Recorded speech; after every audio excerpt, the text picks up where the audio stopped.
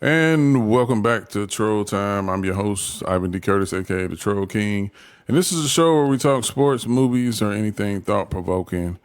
Today we'll be talking about Angel Reese being named BET's Sportswoman of the Year. We'll get into Boredy's bookmarks, whatever she's got cooking, and recap last night's WNBA matchups and preview tonight's WNBA matchups. If you've been following along, you know I don't do this show alone. Boredy and A. Willie, what's going on with you? What's good? What's good? Everything has been okay in the world, I would say, but we out here we trucking. All right. What's good, A. Willie? I mean, you was on assignment last week, so we pretty much missed you. Hmm. Hey, I'm good, man. Like I said, I'm happy to be here. It's good to see you all's faces again. And let's talk about this league that we love, man. No doubt. Before we get into that, of course, I mentioned Angel Reese won the BET Sportswoman of the Year. I think a lot of people, read Clarissa Shields, her tweet on X, and I wouldn't say she was hating or anything like that, but I guess she definitely felt a certain type of way, honestly, because she's dominant in her sport. But I don't think people realize that when they say sportswoman or sportsman of the year, it doesn't just contribute to what you do in your respective sport.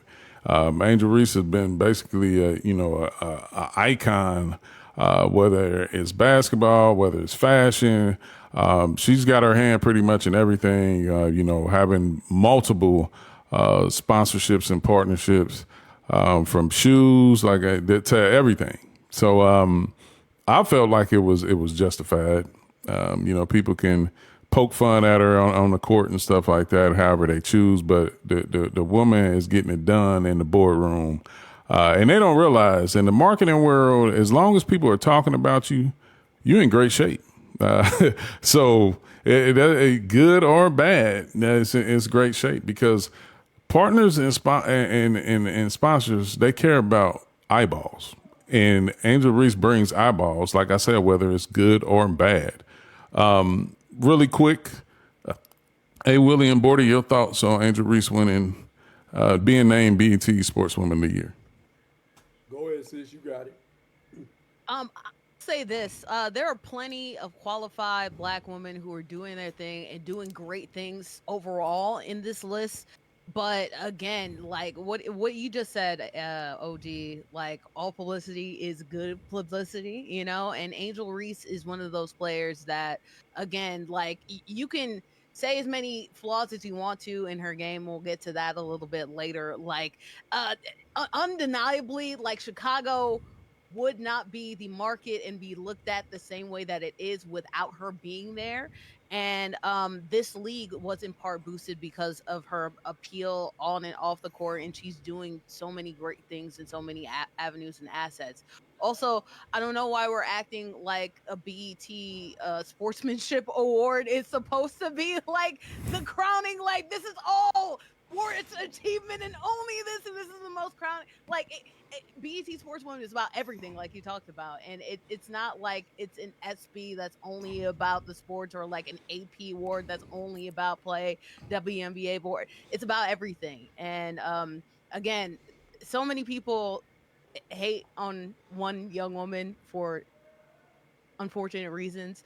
But her ability to market speaks for herself, and honestly, her impact on the culture speaks for itself. So, all of you all who say like the W wouldn't be blah blah blah without blah, just like Skylar Diggins, a lot of people gave her hate, but guess what? She ended up being one of the greats.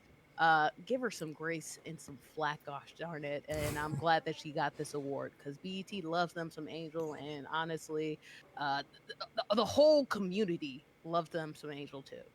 Hey, Willie, your thoughts? For me, it's interesting. It's got to be hard work being Angel Reese. And we talk about this a lot, right? Like a lot of the flack comes from, let's be honest, first grade mentality. You like her, but she's inaccessible to you, so you can't express that you like her. So you hit, and you write hit pieces, you write hit tweets, all those things. Here's the other thing that's big for me.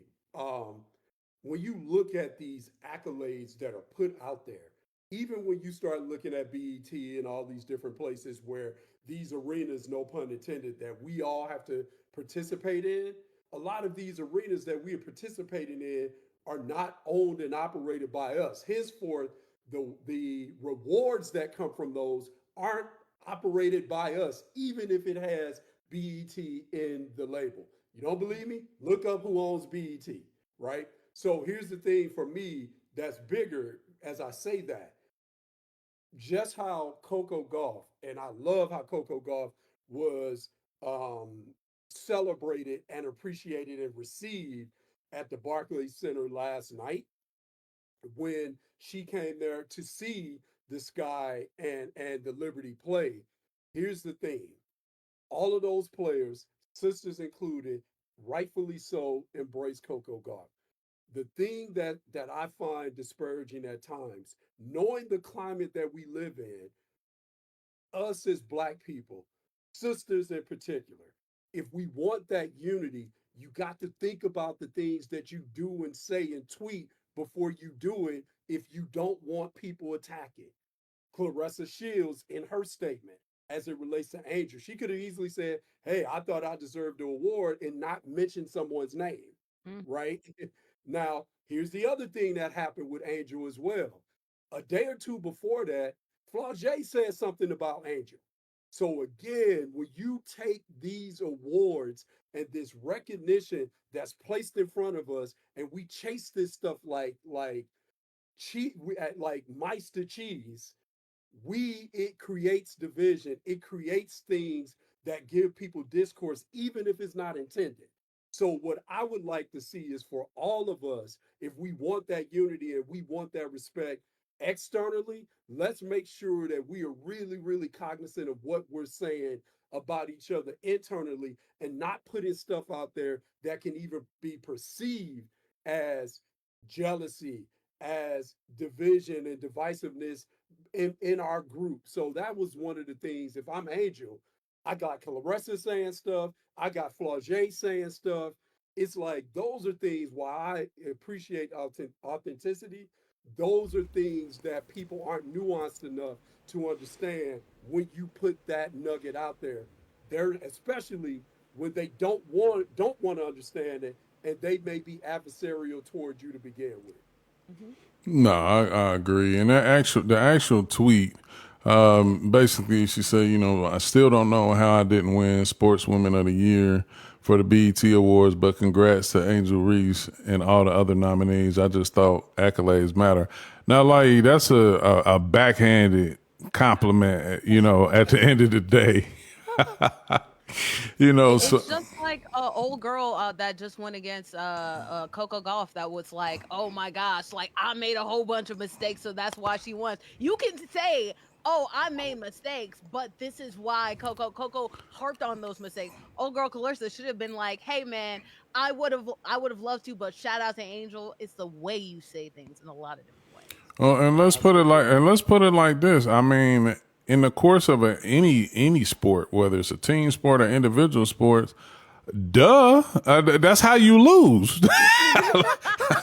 Like mistakes is part of the game. Like and it's not Coco's fault that you made those mistakes, or it's not the other team's fault.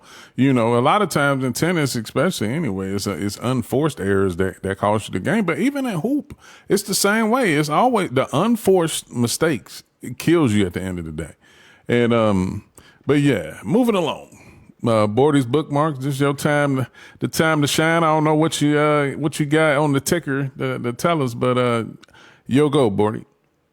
This is actually a great transition when it comes to Bordy's bookmarks, because I have done a lot of research when it comes to the harassment of women in sports, and unfortunately, when it comes to Angel, there is not enough. Or when it comes to the W in general, as Candace Parker did say, which is kind of ironic because Candace did. We can talk about that a little bit later. But Candace Parker did say this thing about how there is a way to talk about the game while being critical without really slandering the athletes that are there. Unfortunately, we've gotten to the point in which people cannot really cross integrate, can't really see the difference between the two. And as a Willie talked about, it's very important to realize, am I really contributing if I am critical of a person in this first place, right? Is there too much, I guess, critique going on for the world in general? Are you harping on too much? Is it just becoming like kicking a dead horse at this point, right? When it comes to Angel, again, Angel is somebody who has a great game.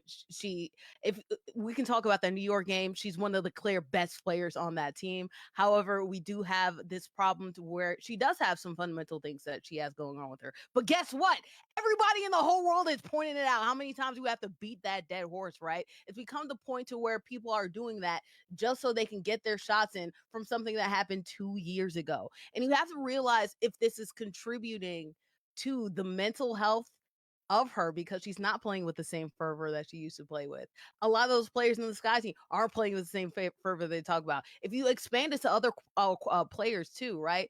Unfortunately, there was a lot of harassment that happened with the last Sky team, right? There was a lot of harassment that happened with Asia and how the things that she has to go through as well. Um, it's one thing to be critical and to have an eye on a player. It's another thing completely to bully them. And I think that sometimes we get to a situation, especially in the sports world, where we say, hey, I'm just bringing this up as a basketball point. But are you doing that as a basketball point, or are you using it as a weapon? And there are a lot of times, especially in this W, where especially men, unfortunately, are integrating themselves in this space and don't know how to talk about the women's game except as a weapon. And a lot of that is rooted in misogyny. A lot of that is rooted in the fact that people over sexualize women. A lot of that is rooted in the fact that people don't think that women can play sports in the first place, right? So they don't know how to talk about it. They don't know how to talk about the actual basketball. So they resort to the only thing that they do know, which is good old isms that they've been learning and indoctrinated in for a long while, right? So using your weapons and hiding that behind a quote unquote basketball take, people see right through you, right? Again, like A. Willie said, you have to consider the fact of whether or not one, how you speak about people in your own community and how is that helping, and whether or not it's actual like functional criticism, a valid critique, or whether or not you're just laying into the bashing train, right? There are times in which it's helpful and there are times in which it's not. So please be accessible, aware of that, assess it, and realize that even simple things as saying that, oh, fans of the W just don't understand how sports works, that's also sexist as fuck. Okay, I'm sorry to curse, but that's sexist as fuck. All right. No apologies needed. No apologies Yeah. needed. No. And you have to realize the things that you're saying, the historical lens that is saying through, and the things that your baggage, the baggage that you're coming in that might contribute to that. So all of this is very important. The way in which women's athletes are critiqued and criticized is not the same as men's athletes, and a lot of men who are coming to this game don't understand that, and then like to complain about that and think that people are ooh blah blah. No, you don't understand what you're doing. So anyway, I don't know what the overarching point is. I suppose make sure that you're doing valid basketball critiques, and there's ways to talk about basketball without being a freaking bully or without being misogynist, racist, any type of ist. Just talk about the game, please. Thank you. Well put, Bordy. And the part that confuses me the most about a lot of people, because man, nobody loves a good joke more than me. I mean, I'm telling you, like I know that I have a problem because I find the humor in everything, like in everything. So when I say that, it's like, man, some of the stuff, like you can tell by the tone that they serious. Like, because first of all, they pointing out what they don't like every day, and I'm like, I don't know what it's like to be that miserable to talk about stuff I don't like every day. I refuse to waste time talking about stuff that I don't like or people I don't like. Like I don't even hang around people I don't like or talk to people I don't like. I don't do anything that results in not liking it. So I can't relate. And like I said, I made the joke before, but like, man, to chime in every day and get on a WNBA post and talk about women, you kind of showing yourself a little bit. And I don't like that for you if that's not the route that you go. Because me personally, I go profile hunting. I see what's in there. I see what's in those photos, and it definitely ain't better than what you're talking about. So I don't always get that. And like I said, from a serious note, jokes, I'm cool with it, man. Because let's be honest, man. Some of the stuff is funny. Some of Angel's bloopers is funny. Like some of Caitlin Clark's bloopers is funny. Like that's cool if we just making light humor of it. But like when you start getting personal, for no reason, then that's a whole nother level. Like I said, me, that's funny coming from me because I love the humor. I done posted both humorous things about both of them, or anybody to that matter.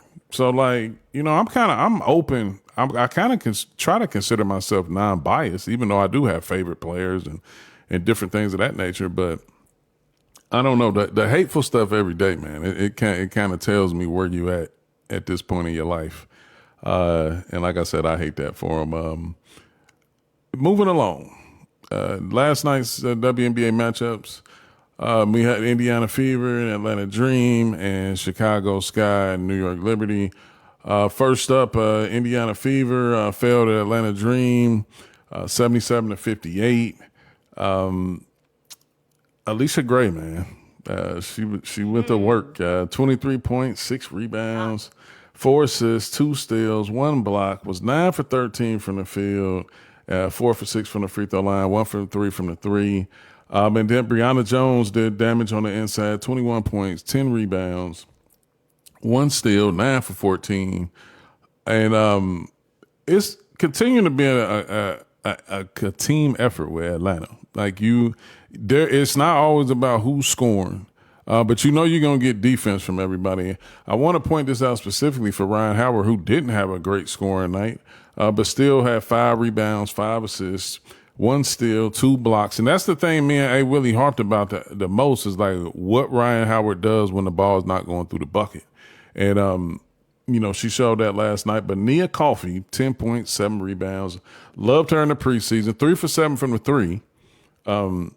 I liked her in the preseason. And then I love the other pickups that they had with Shatori Walker, Kimbrough, Maya Caldwell. We're talking about players who are just going to come in and do their job. Like, whether it's scoring, whether it's playing defense, that's what they're strictly doing. So a good win for Indiana. Before I pass the ball, just on the Indiana Fever, Kelsey Mitchell, struggled from the field, 5 for 16, 11 points. Aaliyah Boston, 7 points, 4 rebounds, 5 assists, 3 for 9 from the field. Natasha Howard, 15 points, 10 rebounds. She's been having some good games against the Atlanta Dream. But outside of that, Ari McDonald, 14 points, 3 for 6 from the field, 2 for 5 from 3, 6 for 8 from the free throw line. That was the biggest bright spot for the Fever. Of course, they without Sophie Cunningham and Caitlin Clark, which is, obviously not going to bode well for them. Indiana is now 4-4, and Atlanta Dream is 5-3. 6-3, and A Fever are now 4-5. Hey Willie, your thoughts about last night's matchup? It's interesting watching what's going on with both of these teams, and I think as we said, we talked about, let's say with Atlanta, we talked about Ryan Howard ad nausea about how when she's engaged, she is a top 5 player in the league. And here's the other thing, to your point, I know I've talked about this a lot. Not only to what you said, OG, which is what does she do when the ball's not going in the basket? The biggest thing that's going on with Atlanta right now, with Alicia Gray taking that step forward as a legitimate number 1 option, they are able to absorb if the ball's not going in the bucket for Ryan Howard. And that's a big, big thing. Brianna Jones as well, adding her into the equation also. Whereas when you look at most teams, when their best player ain't best player in, it's very, very, very hard unless you get somebody else that can be quote unquote best player. And when you look at the run that not only last night, Alicia Gray is coming off being a player of the month. So with that being said, this is something that's been sustained. It's been building, and I love what she's doing as a player. And we talked about this the last time I was with my family here. Alicia Gray is another one of the players that played in Unrivaled. So watching the Unrivaled players make steps has been very, very entertaining for me and great for me to see. So that's the thing that I think about as I watch Atlanta. And I'll say this really quick about Indiana. And this is something that I want to get off my chest. Again, as you said, Boards, people using whether it's support or whether it's the defamation of a player to advance a political agenda, something outside of basketball.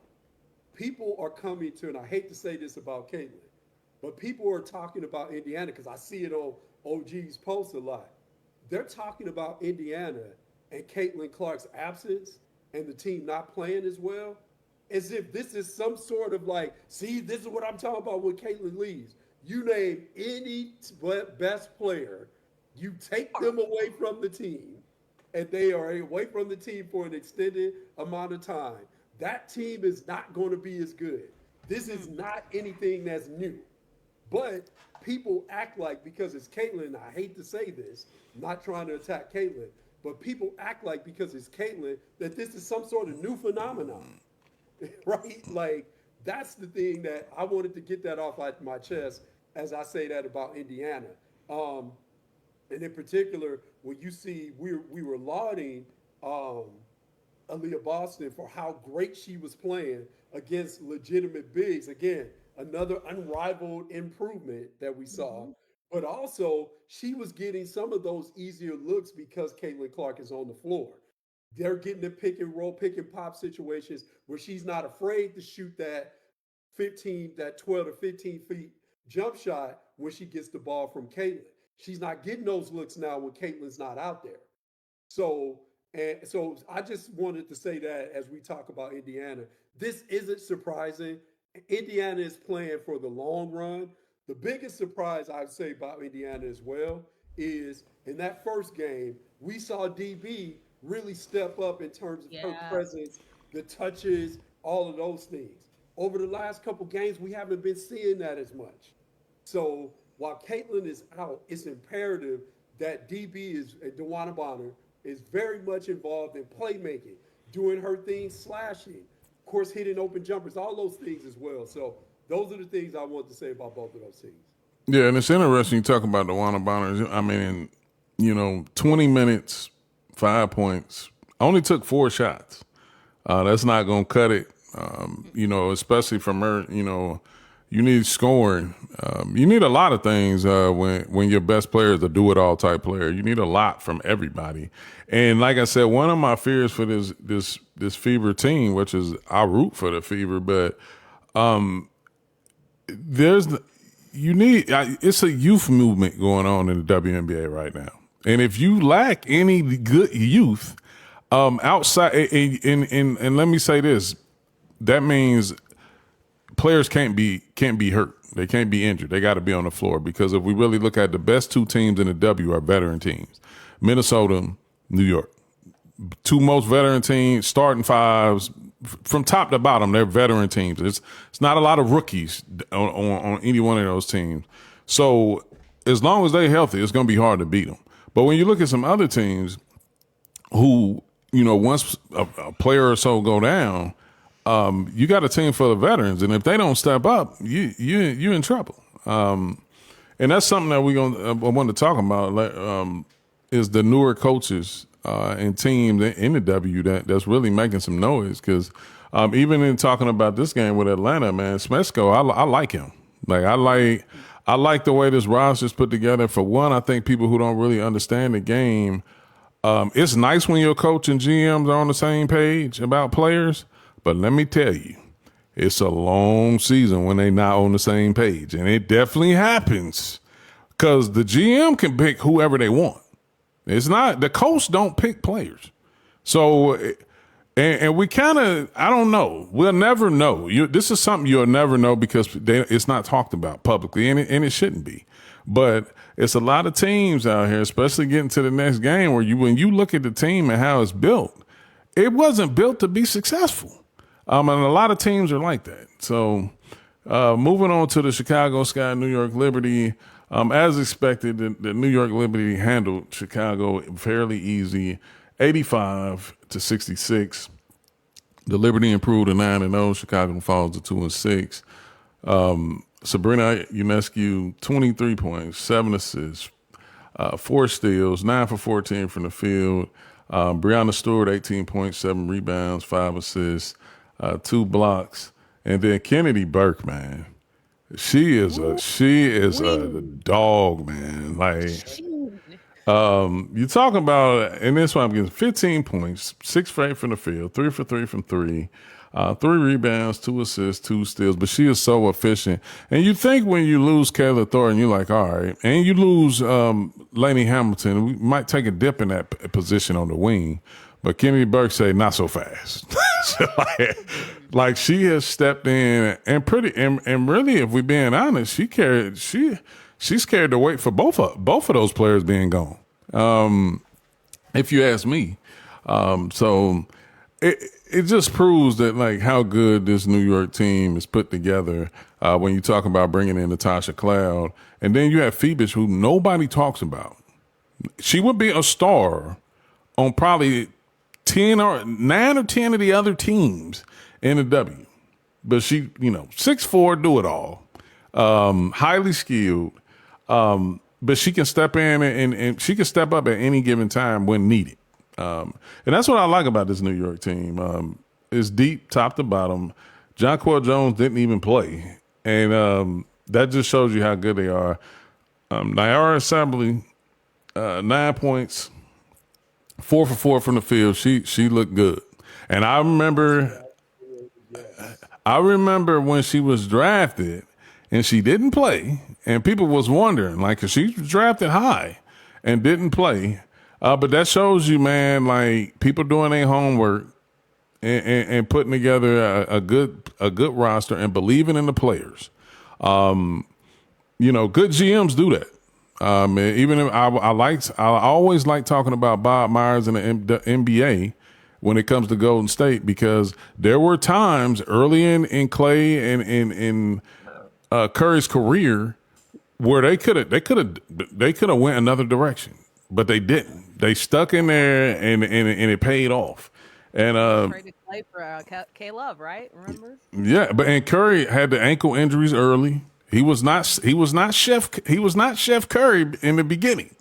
He dealt with a lot of injuries. Like, so that's what I'm saying. Good GMs see the long game and the short game, and the in between. And that's exactly what Jonathan Kolb is doing for the New York Liberty, and they are looking. I promise you, I don't see it. I love Minnesota. I love Nafisa Collier, but I can't wait to see them match up because it's gonna be a battle. Like, moving over, because I do want to shine some light. Angel Reese looked really good last night, and if you judge and see, this is the thing about development. It's not always gonna look pretty. It's not. It's gonna be rocky. As Boredy's doing, it's gonna be up and down. It's gonna be a roller coaster. But last night she pretty much showed everything in part 2 of her development of handling the ball more, making plays. 17 points, 11 rebounds, 7 defensive for those who are counting the me-bounds. 3 assists, 2 steals, 8 for 13, efficient. And Ariel Atkins was the only other player in double figures with 11 points. 5 for 11, 3 steals, 4 rebounds. You had Cardoso with 8 points, 9 rebounds. But tough night for Chicago. And really, I mean, kind of expected when you're going against the Liberty. Really quick, you got Boredy, your thoughts on the game last night? No one's beating the Liberty. I really don't think so. Oh my gosh. Like they're just that good, really. From top to bottom, great. Niaria also decided to forego Eurobasket, which is good because they get to make sure that that chemistry is still going to be great, especially because John Quell is out. Kennedy Burke through 9 games has an WNBA record of 63.3% shooting from deep. Ooh, we nobody on that team can miss. And like we were talking about, like losing KT, losing Benajelani, you would think that things would drop off. But I was like, KB is just a KT, like basically clone. So like hopefully things can work well. And it's not just hopefully, it's great, especially having someone like Tosh Cloud there. Then the offense is humming is great. So the Liberty continuing to do their thing. Speaking of Chicago, they're doing the opposite of the thing.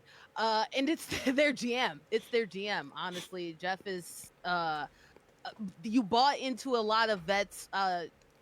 Shout out to Kia Nurse and shout out to Rachel Banham. I have an affinity for both watching them throughout college, but they can be inconsistent from deep range, and we're seeing that unfortunately happen. You're seeing unfortunately Ariel Atkins. You invested a lot into her, and Ariel Atkins is hitting her splits, but you invested a lot for somebody who's not like a consistent like 17 to 20ish point player, so they're not getting as much return as they want from that, and it makes things harder down low, especially with those two young players in Camilla and Angel. They both have issues like again congestion when they're trying to make attempts. And unfortunately, if you don't have shooters that are alleviating that and you can respect those shooters, it makes things just harder on the inside. Camille is very fortunate to be on the team with Angel because she would be getting a lot more scrutiny, unfortunately, because of her effort. That's the one thing, right? Overall, from this team in general, I would love to see more effort. And it's a shame that you can talk about Angel all you want.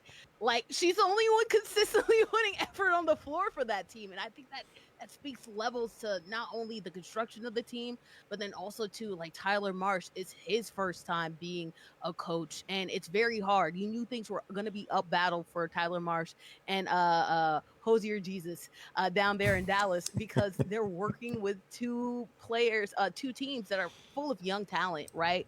And not as cohesive as you want it to be. Um, but it's just unfortunate that Chicago felt like they were doing a little bit on the uprise, and now everything just seems like a black hole because of bad GMing decisions. It feels worse. Your players are only as good as the organization around them. And right now, Chicago has been for the last 10 years trying to scrub off, ever since their championship, I should say, scrub off a real bad funk around them.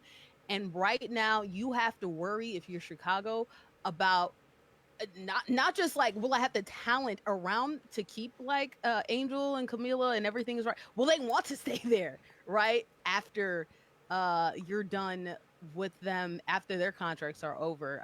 So unfortunate times all around Chicago, but Liberty Bibberty, baby, let's go. Hey Willie, quick thoughts on the game last night.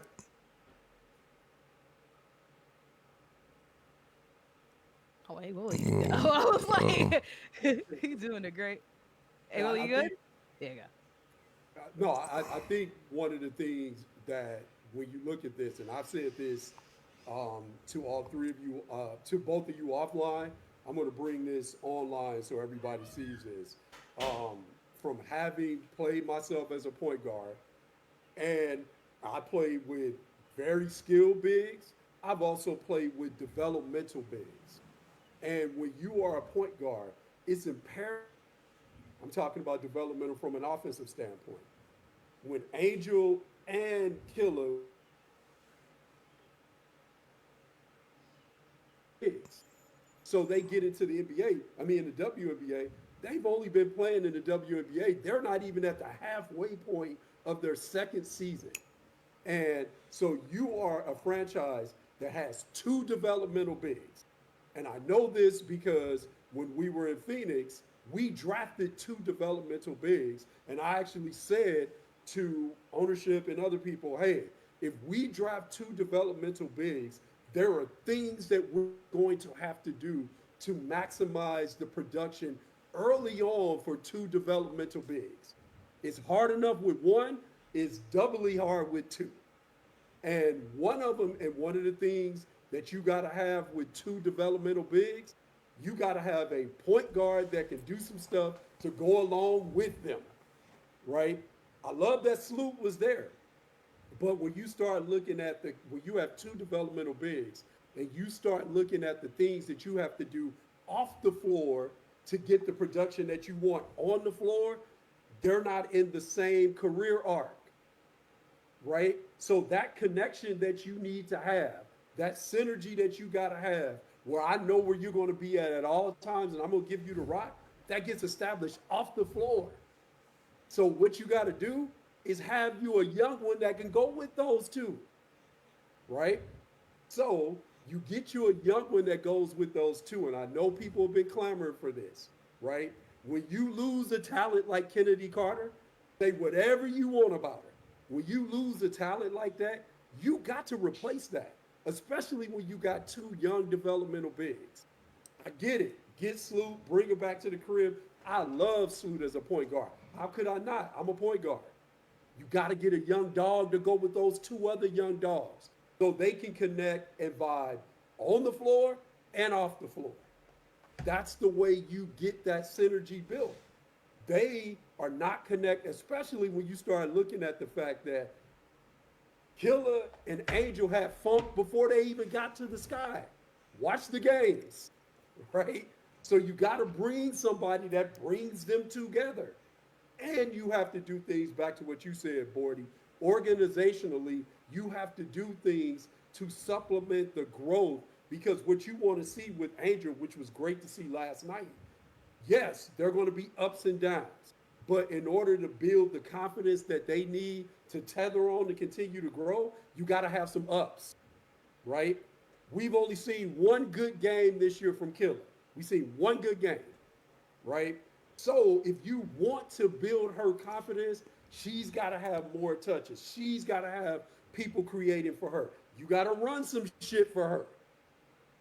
And you said, Boards, about her effort. Let me tell you this as a point guard. OG, you can appreciate this as well.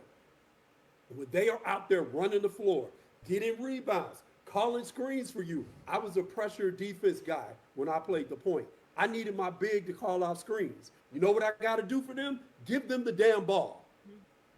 The quickest way they would quit, yes, yep. Right? Mm-hmm. The quickest way you can get a big to quit, ask Shaquille O'Neal, don't give them the damn ball. Mm-hmm. That's the quickest way. So all these people talking about her effort, what's going on with Killer? Killer can't be walking out of games with 4 shot attempts.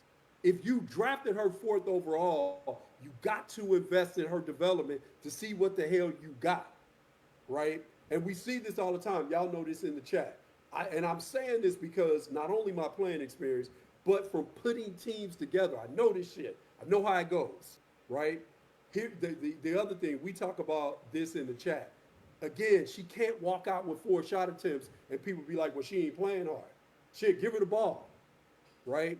When you got 2 developmental bigs, and I said this to you all before, I feel like Angel's at her best playing the 5. Angel ain't ready to play the 4 yet. So playing them both together is problematic when you don't have somebody that's going to create for them and you don't have shit in place organizationally that supports them off the floor to get their best on the floor. I'm going to leave it at that. No. And can I go ahead, buddy? Real quick. And that's why, like, in terms of drafting this particular draft, it was a little bit curious to where I like Haley Van Lith and I like her potential going forward as like a point guard, but she's not a developed point guard. And I thought that was very risky to go into the season with another developmental player while you already have 2 developmental bigs. It's not like Olivia Miles where she's already passing things. And to be fair, we've already talked about how, like, it can be a little bit challenging in this league to find point guards, but there are players like Georgia Amore, right? There are players like Sanaya Rivers has been getting better in that guard position. Serena Sundell, you know, that were a little bit at least developed as the passing. And also, too, on top of that, you're going ahead and you're getting a pick that's staying overseas And when you need some of that youth and you need some of that shooting, especially surefire shooting, you needed that this season. So again, it goes back to that GM, just like the timelines. You just talked about the timeline of Vandersloot, right? Sloot, unfortunately, part of the reason why she left New York is because she's not as athletic as she used to be. And like both of those two players can really benefit somebody who's going up and down the floor a little bit more. So it goes to that team building that it just doesn't seem as cohesive in Chicago as you want it to. And again, just looking at their development timeline too, like getting a whole bunch of vets and trading off that pick, you're rushing the process, and you can't rush the process when you have to build up so many things. You think that they would have known that from trading all those picks from Marina Mayberry, but I guess it's hard to learn new tricks or just old tricks or just learn in general.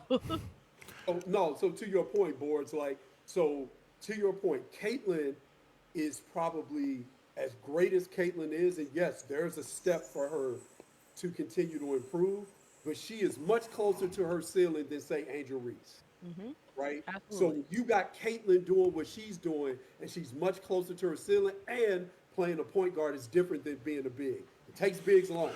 They don't get as many reps with the balls in their hands, right? But when you got a player like Caitlin that's closer to her ceiling, yeah, now it's like, you know what? We got to accelerate this. Let's go try and get Natasha Howard. Let's go get DeWanda Bonner. Let's go get some supplementary players that are closer because we're ready right now. But when you got two developmental bigs, right, and your organization is clearly in development mode, getting unless you adding WNBA look again, like unless you bring in, all right, you know what, we're gonna bring Candace Parker in from a couple years ago, we gonna win it, right? Unless you bringing in somebody that's gonna do it like that, bringing in a name doesn't do anything for you in Chicago. I just want to add that.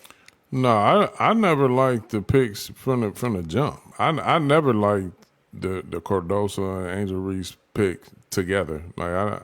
Because this is the thing, like what you mentioned, when it comes to development and you trying to developing two guards is different than developing two bigs. Like it's a whole different story. That's why like Washington, man, and what they're doing with Citron and Kiki is phenomenal because they get to stay in their element and produce. And if you watch Kiki at Stanford, you're not surprised at what she's doing for the W. Exactly. The way I've she only been asking the for it. way she played at Stanford was not the way that she was utilized at USC. Let's put it like that. And that's a whole nother topic for another day. But Exactly right. you can see the development is different because they're gonna touch the ball. They're defending what they always been defending. They're doing a lot of the same things, just learning how to do it at a higher level and being more consistent. But when you talk about, I don't mind the development of Angel Reese's handling the ball and doing this, and that, but that takes away from Cardoso being able to do what she needs to do. Like, and that's why I don't like it because even like I said, when it comes to development, you're going to have moments where you revert back to what you have been. And that's easy for Angel to do because she's a JYD at the 5. That has always been her get over card. She has a high motor, she's physical, and that has always been good enough. But when you talk about trying to make her a skilled 4, like a point forward, that's going to take some time. And they don't really have a roster even for her to even play like that. Oh, and you know, when you look up and Stoop go down and you got Rachel Banham out there trying to dribble and create and all this, you in bad shape. Like, and even now you're talking about get off of Angel and kill her for a second. You bring in Haley Van Lith, who I love to death, but she's not developed at that position she's trying to play. As you said earlier, Bordy. So now you're sitting out there with 3 developmental players, and none of them is really getting if one of them is getting the reps to develop, 2 is not. So that's the thing about it that just makes this a bad thing. And now On top of it, with Citron playing the way she's playing, and that's the pick. That's the pick you lost. It really makes everything look horrible. Now, don't get it twisted. I'm glad Citron and Kiki is together in Washington. Like that is the future of Washington. Right now, if Georgia were playing, they'd be even better.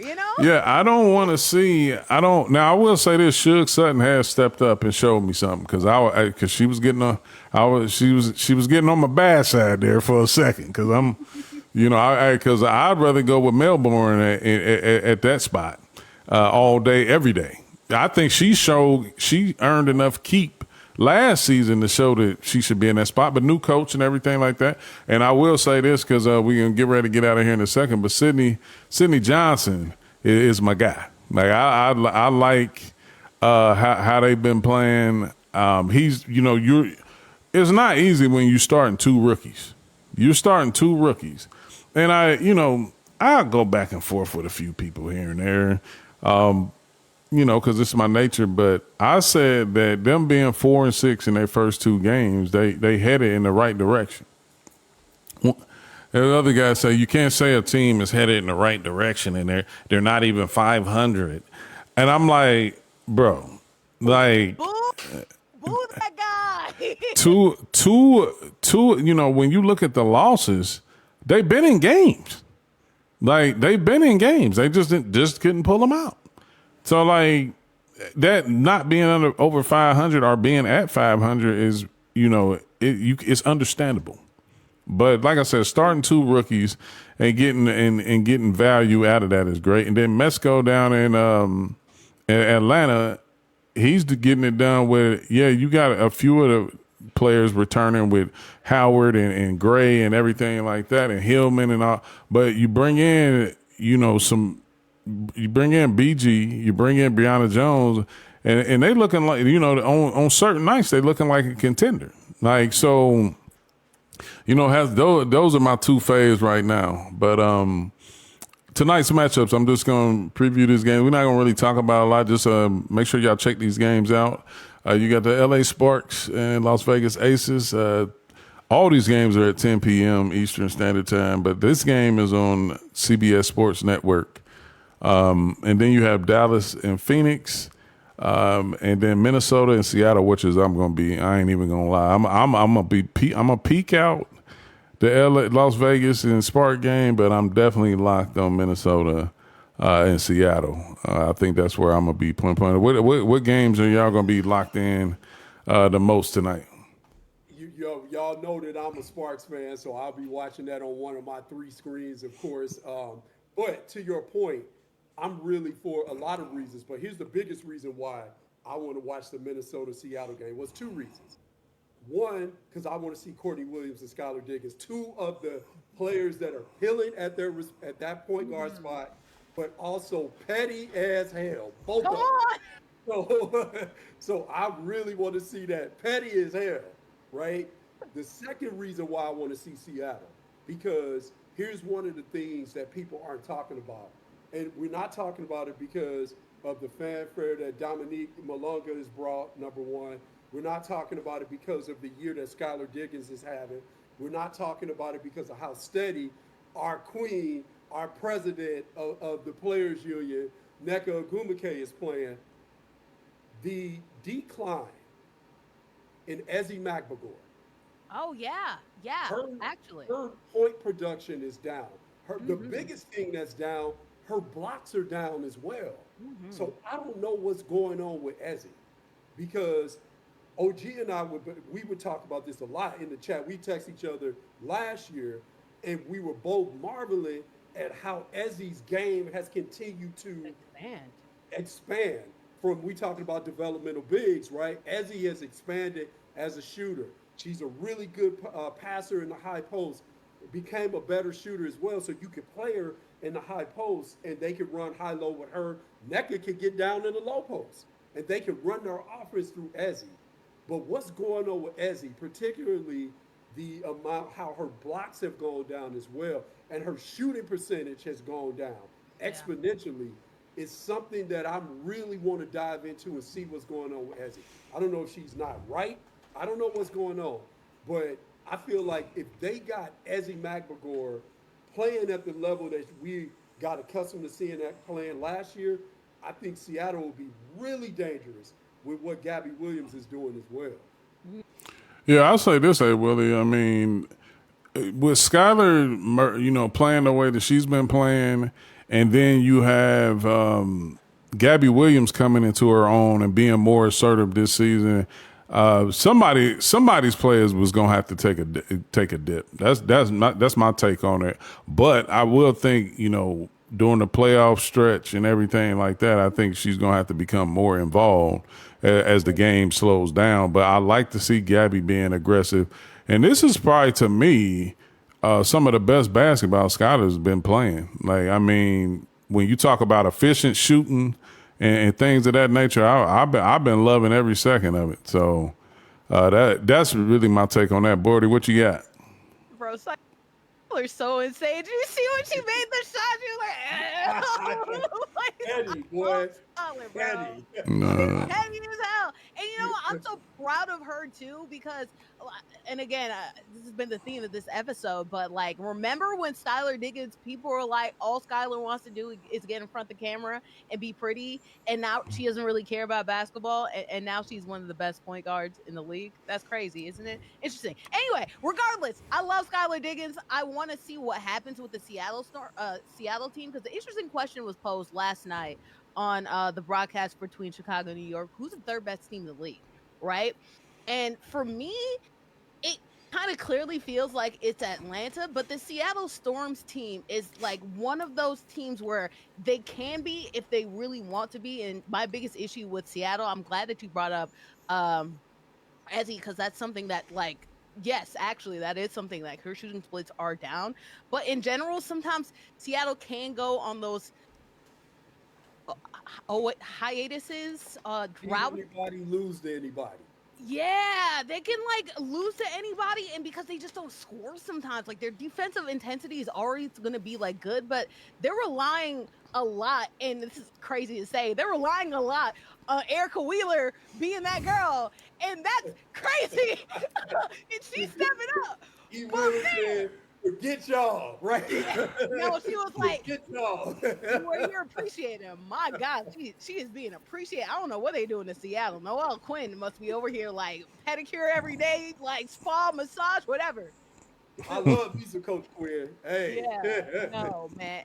And they've been doing well, but I think it is interesting to see like that offensive consistency through quarters because they can get on some droughts. Their defense does save them. And to be fair, sometimes that happens in Seattle too, but like there's a more contingency plans in Atlanta than there are in Seattle. So I'm really interested to see if they can like hold on the storm between the Lynx because unfortunately nobody's really playing for the Mercury. Everybody hurt. So maybe the Lynx could actually win a game. Wouldn't that be crazy?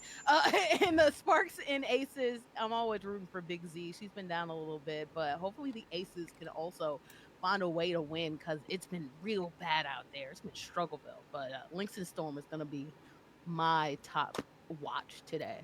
So to you all's point, another player that we talk about in terms of what's going on with their production splits, etc. Jewel Lloyd, Yes. right? Jewel Yes. Lloyd. What's going on there? Is it just getting acclimated to what her role is in Vegas? Because I'll say this: if you when you have Jackie Young, point guard, then of course Asia, it's the way Jewel plays. You can't you can't relegate her to just being a spot up shooter. Not No. her game. Not her game. So if she's not going to be, and again, I'll be watching that because I want to see if if the burst is still there. The things that she did that allow her to make difficult shots because of her ability to create that separation because she had a burst. I want to see if the injuries have taken a toll that have removed that because she made a living off of making difficult shots like Enrique. And if you are relying on athletic ability to make those and that's dissipated, you're going to have some problems, especially if your game is not designed to be a spot up shooter.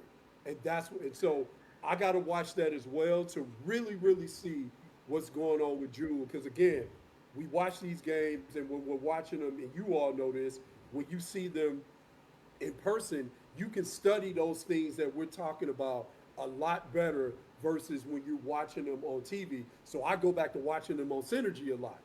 So I'm going to watch these games and then watch them on Synergy to study Jules' movement. Let's see what's going on with Ezzy as well. So I just wanted to add that.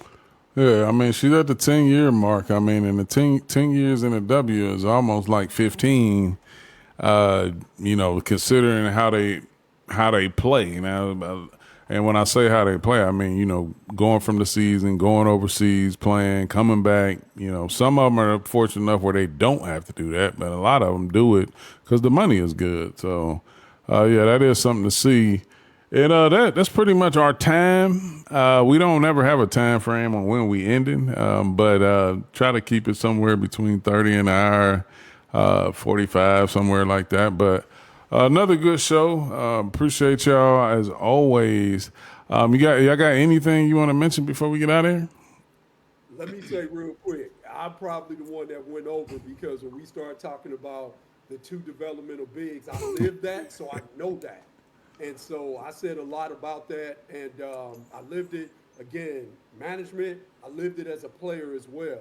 So I know that very, very well. So I apologize for that, but I just wanted to take everybody behind the curtain on what that's really like and what you got to do if you want to be successful having two developmental bigs.